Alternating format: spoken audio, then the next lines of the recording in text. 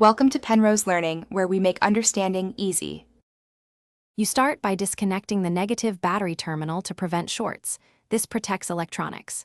Next, remove visible screws with the appropriate Torx bit and use a trim pry to release clips. Work one edge at a time. Take photos of connector layouts and dashboard orientation so you can reverse it later. Once done, place screws and clips in labeled containers. Make sure to keep the head unit's mounting bolts intact. They guide reinstallation and prevent dash damage.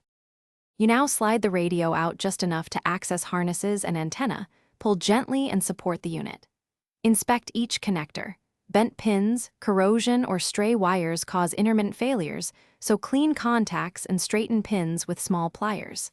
If the issue persists, bench test the unit with a 12V supply or use a harness adapter to isolate car wiring versus unit faults. Once tested, replace any damaged connectors and verify ground continuity to the chassis. A bad ground often mimics panel failure. You reassemble by reconnecting harnesses in the order you documented, ensuring locking clips engage. Then slide the unit into the mount and torque mounting bolts snugly. Reconnect the battery and test every function: radio, display brightness, camera, steering wheel controls, and Bluetooth, because some faults only appear under load. If a problem remains, check related fuses and ground points and swap suspect harness sections.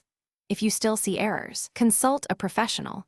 One targeted troubleshooting tip: use a multimeter to verify steady 12V. Thanks for watching. If this was helpful, leave a like and consider subscribing. See you next time.